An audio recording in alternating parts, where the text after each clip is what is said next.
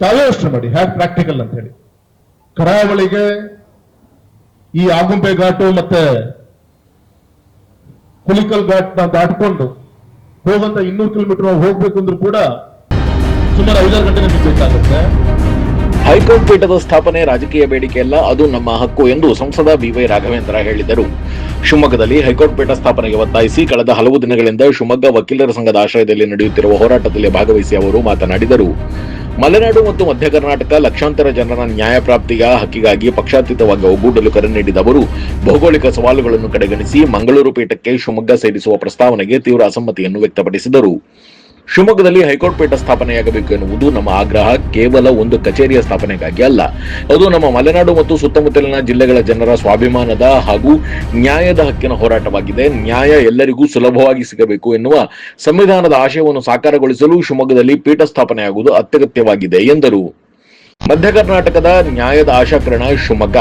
ಕರ್ನಾಟಕದ ಭೌಗೋಳಿಕ ವಾಸ್ತವವನ್ನು ಉಲ್ಲೇಖಿಸಿ ಮಾತನಾಡಿದ ಸಂಸದರು, ಉತ್ತರ ಕರ್ನಾಟಕದ ಜನರಿಗಾಗಿ ಧಾರವಾಡದಲ್ಲಿ ಮತ್ತು ಕಲ್ಯಾಣ ಕರ್ನಾಟಕಕ್ಕಾಗಿ ಕಲಬುರಗಿಯಲ್ಲಿ ಹೈಕೋರ್ಟ್ ಪೀಠಗಳಿವೆ. ಆದರೆ ಕರ್ನಾಟಕದ ಹೃದಯ ಭಾಗವಾದ ಮಲೆನಾಡು ಮತ್ತು ಮಧ್ಯ ಕರ್ನಾಟಕದ ಸಾರ್ವಜನಿಕರು, ರೈತರು, ಕಾರ್ಮಿಕರು ಹಾಗೂ ತಾಯಂದಿರು ಸಣ್ಣ ಪುಟ್ಟ ವ್ಯಾಜ್ಯಗಳಿಗೂ 300ಕ್ಕೂ ಹೆಚ್ಚು ಕಿಲೋಮೀಟರ್ ದೂರದ ಬೆಂಗಳೂರಿಗೆ ಅಲಿಯುವ ಪರಿಸ್ಥಿತಿ ಇದೆ. ಶಿವಮೊಗ್ಗವು ಕೇವಲ ಒಂದು ಜಿಲ್ಲೆಯಲ್ಲ, ಇದು ಚಿತ್ರದುರ್ಗ, ದಾವಣಗೆರೆ ಮತ್ತು ಚಿಕ್ಕಮಗಳೂರು ಜಿಲ್ಲೆಗಳನ್ನು ಬೆಸೆಯುವ ಮಧ್ಯಬಿಂದು. ಹೀಗಾಗಿ ಈ ಭಾಗದ ಲಕ್ಷಾಂತರ ಜನರ ನ್ಯಾಯದ ಅಹವಾಲು ಸಲ್ಲಿಸಲು ಶಿವಮೊಗ್ಗವೇ ಆಶಾಕಿರಣ ಎಂದು ಸಂಸದ ರಾಘವೇಂದ್ರ ತಿಳಿಸಿದರು. ಈಗಾಗಲೇ ಒಂದು ತಿಂಗಳು ಕೆಳಗೆ ಗೌರವಿತ ಬಸಪ್ಪಗೌಡರ ಜೊತೆಗೆ ಚರ್ಚೆ ಮಾಡುವಂತ ಒಂದು ಅವಕಾಶ ನಮಗೆ ಸಿಕ್ಕಿತ್ತು. ಈಗಾಗಲೇ ಅವರ ನೇತೃತ್ವದಲ್ಲಿ ಮುತುವರ್ಜಿಯನ್ನು ವಹಿಸಿಕೊಂಡು ಜಿಲ್ಲಾ ಉಸ್ತುವಾರಿ ಸಚಿವರಿರ್ಬೋದು, ಘನವೆತ್ತ ಮುಖ್ಯಮಂತ್ರಿಗಳನ್ನು ಕೂಡ ಈಗಾಗಲೇ ಭೇಟಿ ಮಾಡಿ ಚರ್ಚೆಯನ್ನ ಮಾಡ್ಕೊಂಡು ಬಂದಿರಿ. ನಾ ಈ ಸಂದರ್ಭದಲ್ಲಿ ಇಷ್ಟು ಮಾತ್ರ ಹೇಳಲಿಕ್ಕೆ ಇಚ್ಛೆ ಪಡ್ತೇನೆ, ನಮ್ಮ ಹೋರಾಟ, ನಮ್ಮ ಬೇಡಿಕೆ ಈ ರಾಜ್ಯಕ್ಕೆ ಮುಟ್ಟಿಸುವಂತ ಕೆಲಸ ನಮ್ಮ ಪತ್ರಿಕಾ ಮಾಧ್ಯಮದ ಸ್ನೇಹಿತರು ಕೂಡ ಮಾಡ್ಕೊಂತ ಬಂದಿದ್ದಾರೆ. ಎಲ್ಲ ಪತ್ರಿಕಾ ಮಾಧ್ಯಮದ ಸ್ನೇಹಿತರು ಕೂಡ ದೊಡ್ಡ ಸಂಖ್ಯೆಯಲ್ಲಿ ತಾವು ಬಂದಿರಿ, ತಮಗೂ ಕೂಡ ಸ್ವಾಗತ. ವಿಶೇಷವಾಗಿ ನಮ್ಮ ಬೇಡಿಕೆ ಯಾವುದೋ ಒಂದು ರಾಜಕೀಯ ದೃಷ್ಟಿಕೋನದಲ್ಲಿ ನಾವು ಯಾರು ಕೂಡ ನೋಡದೆ, ನಮ್ಮ ಹಕ್ಕು ಇದು, ನಮ್ಮ ಮಲೆನಾಡಿಗೆ ಸಲ್ಲಬೇಕಾದಂತ ಒಂದು ಅವಕಾಶ ಇದು. ಸಂವಿಧಾನದಲ್ಲಿ, ನ್ಯಾಯಾಂಗದಲ್ಲಿ ಹೆಚ್ಚೆಚ್ಚು ಜನರಿಗೆ ಅತ್ಯಂತ ಕಮ್ಮಿ ಸಮಯದಲ್ಲಿ ನ್ಯಾಯ ಸಿಗಬೇಕು ಅಂತ ಹೇಳಿ ಸಂವಿಧಾನದ ಚೌಕಟ್ಟಲ್ಲೇ ಇರುವಂತ ಒಂದು ಕಾನೂನು. ಅದು ಪೂರಕವಾಗಿ ಈಗಾಗಲೇ ಕಲ್ಯಾಣ ಕರ್ನಾಟಕಕ್ಕೆ ಗುಲ್ಬರ್ಗದಲ್ಲಿ, ಉತ್ತರ ಕರ್ನಾಟಕದಲ್ಲಿ ಈಗಾಗಲೇ ಧಾರವಾಡ ಪೀಠ ಆಗಿದೆ. ಅದೇ ರೀತಿ ಧಾರವಾಡ ಪೀಠ ಆದ್ಮೇಲೆ 8-10 ಸಾವಿರ ಇದ್ದಂತ ಕೇಸ್ಗಳು ಈಗ 40, 50, 60 ಸಾವಿರವರೆಗೂ ಕೂಡ ಅಲ್ಲಿ ಜನರಿಗೆ ನ್ಯಾಯ ಸಿಗ್ತಾ ಇದೆ. ನ್ಯಾಯಾಂಗದ ದೃಷ್ಟಿಕೋನ ಕೂಡ ಅದೇ, ಸಾಮಾನ್ಯ ಜನರಿಗೆ ಅತ್ಯಂತ ಕಮ್ಮಿ ಸಮಯದಲ್ಲಿ ಅವರಿಗೆ ನ್ಯಾಯ ಸಿಗಬೇಕು, ಅಫೋರ್ಡಬಲ್ ಆಗಿ ಸಿಗಬೇಕು. ಆ ಒಂದು ಚೌಕಟ್ಟಲ್ಲಿ ಸಾಕಷ್ಟು ಈ ರಾಷ್ಟ್ರದಲ್ಲಿ, ರಾಜ್ಯದಲ್ಲಿ ಬದಲಾವಣೆಯನ್ನು ನಾವು ನೋಡ್ತಾ ಇದ್ದೀವಿ. ನಾವು ಕರಾವಳಿಗೆ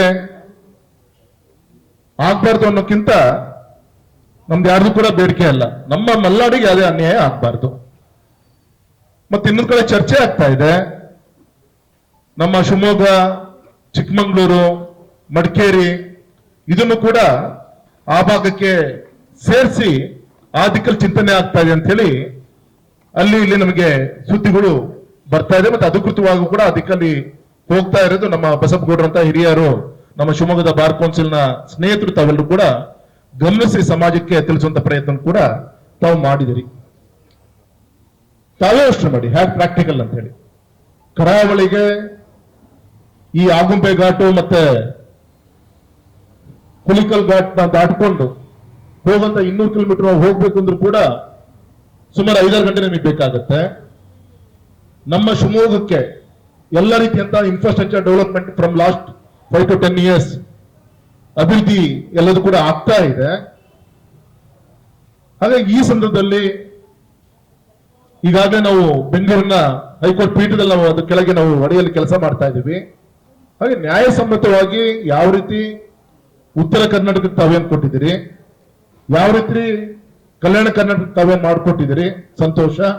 ಹಾಗೆ ನಮ್ಮ ಮಧ್ಯ ಕರ್ನಾಟಕಕ್ಕೆ ನಮ್ಮ ಪಕ್ಕದಲ್ಲಿರುವಂತಹ ಚಿಕ್ಕಮಗಳೂರು ಇರ್ಬೋದು, ದುರ್ಗ ಇರ್ಬೋದು, ದಾವಣಗೆರೆ ಇರ್ಬೋದು, ಈ ರೀಜನ್ ಅಲ್ಲಿ ನಮಗೆ ಶಿವಮೊಗ್ಗ ಅತ್ಯಂತ ಸೂಕ್ತವಾದಂತ ಸ್ಥಳ ಆಗುತ್ತೆ.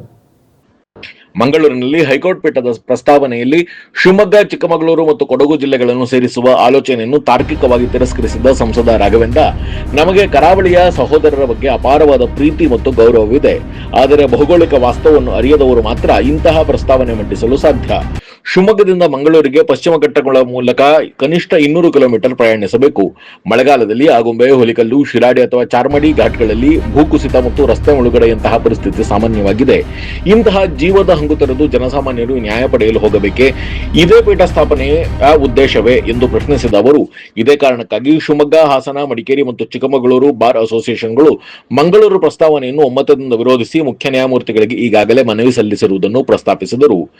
ಧಾರವಾಡ ಪೀಠ ಸ್ಥಾಪನೆಯಾದ ನಂತರ ಅಲ್ಲಿನ ದಾವೆಗಳ ಸಂಖ್ಯೆ 21,000ದಿಂದ 60,000ಕ್ಕೆ ಏರಿಕೆಯಾಗಿರುವುದನ್ನು ಅಂಕಿಅಂಶಗಳ ಸಮೇತ ವಿವರಿಸಿದ ಸಂಸದರು, ಪೀಠದ ಸ್ಥಾಪನೆಯಿಂದ ಜನಸಾಮಾನ್ಯರಲ್ಲಿ ಕಾನೂನು ಹಕ್ಕುಗಳ ಅರಿವು ಮತ್ತು ನ್ಯಾಯ ಸಿಗುತ್ತದೆ ಎಂಬ ವಿಶ್ವಾಸ ಹೆಚ್ಚುತ್ತದೆ ಎಂಬುದನ್ನು ಸಾಬೀತುಪಡಿಸಿದರು. ಧಾರವಾಡ ಮತ್ತು ಕಲಬುರಗಿಯ ಜನರಿಗೆ ನ್ಯಾಯ ಸಿಕ್ಕಿರುವಾಗ ಮಲೆನಾಡಿನ ಜನತೆ ಕೇಳಿದರೆ ಸಿಗದೇ ಇರಲು ಸಾಧ್ಯವೇ? ಏಕೆಂದರೆ ನಮ್ಮ ಬೇಡಿಕೆ ಭಾವನಾತ್ಮಕವಲ್ಲ, ಇದು ಸಂಪೂರ್ಣ ನ್ಯಾಯಸಮ್ಮತ ಎಂದು ಸಂಸದ ಬಿವೈ ರಾಘವೇಂದ್ರ ತಿಳಿಸಿದರು.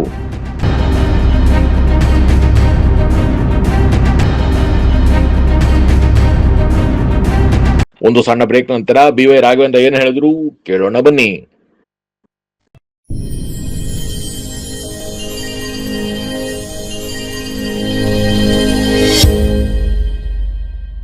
Shri Aurobindo PU college Javalli Shivamogga in collaboration with vibrant Moodbidri PU ಬೋರ್ಡ್ನಲ್ಲಿ ರಾಜ್ಯಕ್ಕೆ 2ನೇ ಸ್ಥಾನ ಪಡೆದ ಪ್ರತಿಷ್ಠಿತ ಸಂಸ್ಥೆ.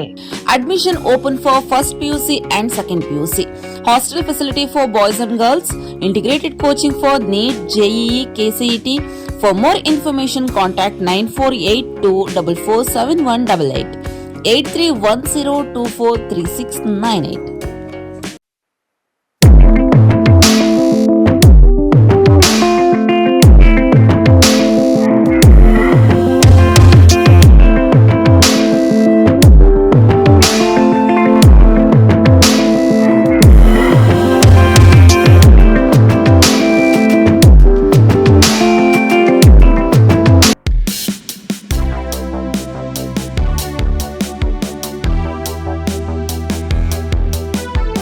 ರೇಡಿಯೋ ಅಯೋಡಿನ್ ಥೆರಪಿ, ನಿಖರವಾಗಿ ಪರಿಗಣನೆ, ನೇರ ಚಿಕಿತ್ಸೆ. ಹೈಪರ್ ಥೈರಾಯ್ಡಿಸಂ ಮತ್ತು ಥೈರಾಯ್ಡ್ ಕ್ಯಾನ್ಸರ್ಗೆ ಸೂಕ್ತ ಚಿಕಿತ್ಸೆ ಹಾಗೂ ಆರೈಕೆ ನಮ್ಮ ನಂಜಪ್ಪ ಲೈಫ್ ಕೇರ್ ನಲ್ಲಿ ಲಭ್ಯ. ಸಂಪರ್ಕಿಸಿ ನಂಜಪ್ಪ ಲೈಫ್ ಕೇರ್, ಗಾಡಿಕೊಪ್ಪ, ಸಾಗರ ರಸ್ತೆ, ಶಿವಮೊಗ್ಗ.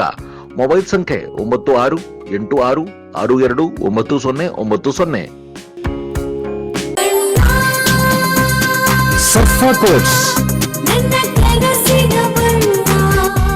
ಸರ್ಫಾ ಕೋಟ್ಸ್, ಸರ್ಫಾ ಕೋಟ್ಸ್ ರವರ ಸುದೀರ್ಘ ಬಾಳಿಕೆಯ ಸುಂದರವೂ ಆದ ಜಲಾಧಾರಿತ ಪರಿಸರ ಸ್ನೇಹಿ ಪೇಂಟ್ಗಳನ್ನೇ ಬಳಸಿ. Surfa luxury emulsion paint, odourless, low VOC, good for health, good for earth. Surfa coats. ಹಾಗಾಗಿ ಜಗಮೋಹನ್ ಸಿಂಗ್ ಕಮಿಟಿಯ ಒಂದು ವರದಿ ಪ್ರಕಾರ ಈ ರೀತಿಯಂತ ಚಿಂತನೆ ರಾಜ್ಯ ಸರ್ಕಾರ ಪ್ರಸ್ತಾವನೆಯನ್ನು ಕಳಿಸಬೇಕು. ಹೈಕೋರ್ಟಿನ ನ್ಯಾಯಾಧೀಶರು, ಅದೇ ರೀತಿ ರಾಜ್ಯಪಾಲರು ಆ ಒಂದು ಕಮಿಟಿಲಿ ಇರ್ತಾರೆ. ಮತ್ತೆ ಕೊನೆಗೆ ಸಂಪೂರ್ಣವಾದಂತ ಡಿಸಿಷನ್ ಮೇಕರ್ ಕೇಂದ್ರ ನ್ಯಾಯಾಂಗದ ಒಂದು ಜವಾಬ್ದಾರಿ ಕೂಡ ಇರುತ್ತೆ. ಹಾಗಾಗಿ ಈ ಸಂದರ್ಭದಲ್ಲಿ ಜನ ಸರ್ಕಾರಕ್ಕೆ, ರಾಜ್ಯ ಸರ್ಕಾರ ನಾನು ವಿನಂತಿಯನ್ನು ಮಾಡ್ಕೊಂತೀವಿ, ನಮ್ಮೆಲ್ಲ ಹೋರಾಟಗಾರರ ಪರವಾಗಿ ಶಿವಮೊಗ್ಗವನ್ನ ಹೈಕೋರ್ಟ್ ಪೀಠವಾಗಿ ಸ್ಥಾಪನೆಯನ್ನ ಮಾಡಬೇಕು. ಯಾವುದೇ ಕಾರಣಕ್ಕೂ ಕೂಡ ಶಿವಮೊಗ್ಗವನ್ನ ಇನ್ನೊಂದು ಕಡೆಗೆ ಸೇರಿಸುವಂತ ಒಂದು ಪ್ರಯತ್ನವನ್ನ ಈಗೇನು ಚಿಂತನೆ ಆಗ್ತಾ ಇದೆ ಅದರಿಂದ ಕೈ ಬಿಡಬೇಕು ಅಂತೇಳಿ ನಮ್ಮ ಸಂಘಟನೆ ಪರವಾಗಿ ಮತ್ತೆ ಈ ಭಾಗದ ಸಂಸತ್ ಸದಸ್ಯನಾಗಿ ಸರ್ಕಾರಕ್ಕೆ ನಾನು ಈ ಸಂದರ್ಭದಲ್ಲಿ ನಿಮ್ಮೆಲ್ಲರ ಪರವಾಗಿ ನಾನು ಒತ್ತಾಯ ಕೂಡ ಮಾಡ್ತಾ ಇದ್ದೇನೆ. ಮತ್ತೆ ನಮ್ಮ ಹೋರಾಟ ಬರುವಂತ ದಿನದಲ್ಲಿ ನ್ಯಾಯಸಮ್ಮತವಾಗಿ ಶಾಂತಿಯುತಿಯಿಂದ ಇದನ್ನ ನಮ್ಮ ಈ ಕೋರ್ಟ್ ಪ್ರಿಮಿಸ್ ಇಂದ ಹೊರಗೆ ತರಲಿಕ್ಕೆ ತಗೊಂಡು ಸರ್ಕಾರದ ಗಮನ ಸೆಳೆಯಬೇಕು ಅಂದ್ರೆ ಆ ದಿಕ್ಕಲ್ಲೂ ಕೂಡ ಪಕ್ಷಾತೀತವಾಗಿ ನಾವೆಲ್ಲರೂ ಕೂಡ ಕೈ ಜೋಡಿಸಿ ಆ ಹೋರಾಟವನ್ನ ಕೇಂದ್ರ ಮತ್ತೆ ರಾಜ್ಯ ಸರ್ಕಾರಕ್ಕೆ ಮುಟ್ಟಿಸುವಂತ ಕೆಲಸವನ್ನು ಕೂಡ ನಾವೆಲ್ಲರೂ ಕೂಡ ಮಾಡೋಣ. ನಿಮ್ಮ ಹೋರಾಟಕ್ಕೆ ನಾವೆಲ್ಲರೂ ಕೂಡ ಇರ್ಬೇಕಂತ ನಮ್ಮ ಕರ್ತವ್ಯ, ನಿಮ್ ಜೊತೆ ನಾವು ಇರ್ತೀವಿ ಅಂತ ಈ ಸಂದರ್ಭದಲ್ಲಿ ಹೇಳ್ತಾ ಮತ್ತೊಮ್ಮೆ ಈ ಹೋರಾಟದ ನೇತೃತ್ವ ವಹಿಸಿಕೊಂಡಂತ ಹಿರಿಯ ವಕೀಲರಾದಂತಹ ಸನ್ಮಾನಿತ ಬಸವಗೌಡರಿಗೆ